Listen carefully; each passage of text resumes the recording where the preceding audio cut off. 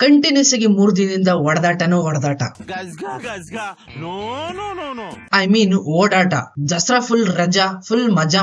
Kantara cinema ಯಾವತ್ release ಆಯ್ತೋ ಅವತ್ತೇನೆ Tamil ಇಂಡಸ್ಟ್ರಿಯಿಂದ ಮತ್ತೊಂದ್ cinema Dhanush ಅವ್ರದ್ದು, ಇಡ್ಲಿ ಕಡಾಯಿ, ಇಡ್ಲಿ ಅಂಗಡಿ ಅಂತ ಕನ್ನಡದಲ್ಲಿ. ಈ ಸಿನಿಮಾ ನೋಡಿ 3 ದಿನ ಆದ್ಮೇಲೆ ರಿವ್ಯೂ ಮಾಡ್ತಾ ಇದೀನಿ ಬಿಕಾಸ್ ಆಫ್ ಅದೇ ಹೇಳದ್ನಲ್ಲ, ಹಾಲಿಡೇ ಫುಲ್ ಮಜಾ. ಇವಾಗ ಮಾಡ್ತಿರೋದಕ್ಕೆ ಕೊಡಬೇಡಿ ಸಜಾ. ಕಾಂತಾರ ಸಿನಿಮಾನ ಯಾವ ರೀತಿ ರಿಷಬ್ ಶೆಟ್ಟಿ ಅವರು ಅವರೇ ಬರ್ದು ಅವರೇ ಡೈರೆಕ್ಟ್ ಮಾಡಿದ್ರು, ಅದೇ ರೀತಿ ಇಲ್ಲೂ ಕೂಡ ಧನುಷ್ ನಾನೇ ಬರ್ದಿದ್ದೀನಿ, ನಾನೇ ಡೈರೆಕ್ಟ್ ಮಾಡ್ತೀನಿ. ಪಾರ್ಟ್ 1 ತುಂಬಾ ಐಪ್ ಕೊಟ್ಬಿಟ್ಟು ಪಾರ್ಟ್ 2 ಗೆ ಕ್ಯೂರಿಯಸ್ ಆಗಿ ಕಾಯ್ಕೊಂಡು ಕೂತ್ಕೊಳ್ಳೋ ತರ ಮಾಡಿದಂತ ಕಾಂತಾರ ಸಿನಿಮಾ ಮೇಲೆ ಎಲ್ಲರೂ ಫೋಕಸ್ ಇರ್ತದೆ, ನನಗೂ ಕೂಡ. ಬಟ್ ಇವ್ರ ಜೊತೆಗೆ ಕ್ಲಾಶ್ ಆಗ್ಬೇಕು ಅಂತ ಇವ್ರು ಯಾವ ರೀತಿ ಐಡಿಯಾ ಮಾಡಿದ್ರು ಐ ಡೋಂಟ್ ನೋ.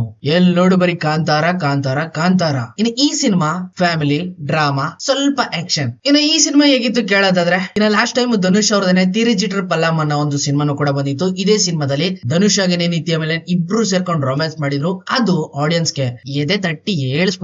ಆ ಲೆವೆಲ್ ಅಲ್ಲಿ ಇತ್ತು ಸಿನಿಮಾ. ಅದು ಕೂಡ ಫ್ಯಾಮಿಲಿ ಡ್ರಾಮಾ, ಸ್ವಲ್ಪ ಆಕ್ಷನ್, ಸ್ವಲ್ಪ. ಮತ್ತೆ ಇದೇ ಕಾಂಬಿನೇಷನ್ ನ ಇಲ್ಲೂ ಹಾಕೊಂಡು ಒಂದ್ ರೀತಿ ಡಿಫ್ರೆಂಟ್ ಆಗಿ ಟ್ರೈ ಮಾಡೋಣ ಅಂತ ಧನುಷ್ ಅವರು ಈ ರೀತಿ ಮಾಡಿದ್ದಾರೆ. ಒಂದ್ ಲೆವೆಲ್ ಗೆ ಇದು ವರ್ಕೌಟ್. ಇವ್ರು ಮಾತ್ರ ಅಲ್ದೇನೆ ಅರ್ಜುನ್ ವಿಜಯ್, ಶಾಲಿನಿ, ಸತ್ಯರಾಜ್ ಇವರು ಕೂಡ ಆಕ್ಟ್ ಮಾಡಿದ್ದಾರೆ ಆಸ್ ಅ ಲೀಡ್ ಈ ಸಿನಿಮಾದಲ್ಲಿ. ಅಂಡ್ ನೋಡ್ತಿದ್ದಾಗೆ ತುಂಬಾ ಇಷ್ಟ ಆಗುವಂತ ಕ್ಯಾರೆಕ್ಟರ್ ಈ ಸಿನಿಮಾದಲ್ಲಿ ನಿತ್ಯ ಮೆನನ್ ಅವ್ರದ್ದು. ಆಸ್ ಅ ಫ್ಯಾಮಿಲಿ ಮೆಟೀರಿಯಲ್ ಆಗಿ ಯಾವ ರೀತಿ ಆಕ್ಟ್ ಮಾಡ್ತಾರೆ ಅಂತ ಅವಾಗ್ಲೇ ಅಲ್ಲಿ ನೋಡ್ಬಿಟ್ಟಿದ್ದೇವಲ್ಲ, ಇದ್ರಲ್ಲಿ ಹೇಳ್ಕೊಡೋಂತ ಅವಶ್ಯಕತೆ ಇಲ್ಲ. ಅದೇ ರೀತಿ supernatural toilet talent inside of the ಮಿಲನ್ಸ್.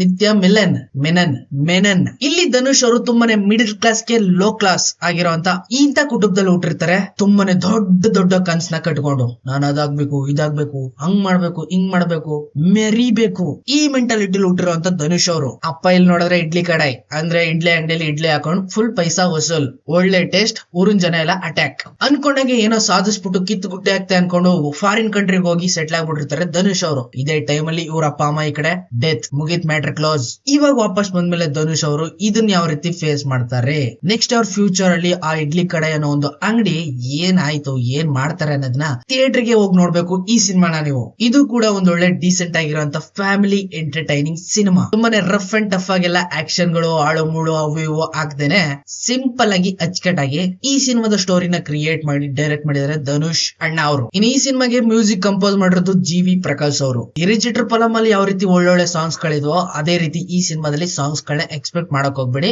ಒಂದು ಲೆವೆಲ್ ಗೆ ಓಕೆ ಅನ್ನೋ ಲೆವೆಲ್ ಇರೋ ಸಾಂಗ್ಸ್ ಗಳು ಇಲ್ಲಿದಾವೆ. ವಾವ್ ಅನ್ನೋ ಲೆವೆಲ್ ಗೆ ಏನು ಸಾಂಗ್ಸ್ ಗಳು ಎಕ್ಸ್ಪೆಕ್ಟ್ ಮಾಡಬೇಡಿ.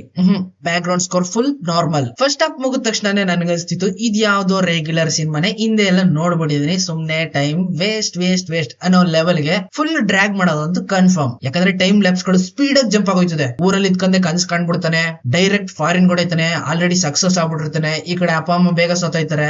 ಇದೆಲ್ಲ ಬೇಗ ಆಗೋದನ್ನ ನೋಡ್ಬಿಟ್ಟು ಅಷ್ಟೇ ಅಂತ ಅನ್ಸೋದಂತೂ ಕನ್ಫರ್ಮ್. ಇನ್ನು ಸೆಕೆಂಡ್ ಹಾಫ್ ಸ್ಟಾರ್ಟ್ ಆಗುತ್ತೆ. ವೈಟ್ ಪಂಚೆ ವೈಟ್ ಶರ್ಟ್ ಹಾಕೊಂಡು ಅವ್ರ ಅಪ್ಪನ ತರ ನೀಟಾಗಿ ರೆಡಿ ಆಗಿ ಹೋಗಿ ಇಡ್ಲಿ ಕಡೆಯಲ್ಲಿ ಇಡ್ಲಿ ಮಾಡೋದು. ಇಲ್ಲಿಂದ ಒರಿಜಿನಲ್ ಸ್ಟೋರಿ ಸ್ಟಾರ್ಟ್.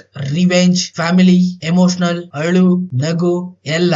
ಇಲ್ಲಿ ರಾಜ್ ಕಿರಣ್ ಅವರು ಧನುಷ್ ಅವರ ಫಾದರ್ ಆಗಿ ಆಕ್ಟ್ ಮಾಡಿದ್ದಾರೆ. ಫಾದರ್ ಗೆ ಆಟ್ ಸಾಫ್ಟ್ ಓಲ್ಡ್ ಈಸ್ ಗೋಲ್ಡನ್ ಆಗಿ ಇವ್ರು ಮಾಡೋ ಇಡ್ಲಿ ಅಪ್ಡೇಟ್ ವರ್ಷನ್ ನ ಧನುಷ್ ಅವರು ತೋರಿಸ್ತಾರೆ. ಅದಕ್ಕೆ ಆ ಇಡ್ಲಿ ಕೊಳ್ತಾಗಿರ್ತಿದೆ. ಆ ಓಲ್ಡ್ ಸ್ಟೈಲ್ ಇಡ್ಲಿಗೆ ಯಾವ ರೀತಿ ಈಗಿನ ಜನರೇಷನ್ ಅವರು ಅಪ್ಡೇಟ್ ಆಗ್ಬೇಕು ಅನ್ನೋದನ್ನ ಈ ಸಿನಿಮಾದಲ್ಲಿ ತೋರಿಸಿದಾಗ ಒಂಚೂರು ಅಳು ಬರೋದಂತೂ ಕನ್ಫರ್ಮ್. ಆ ಟೈಮಲ್ಲಿ ಇವ್ರ ಡ್ಯಾಡಿ.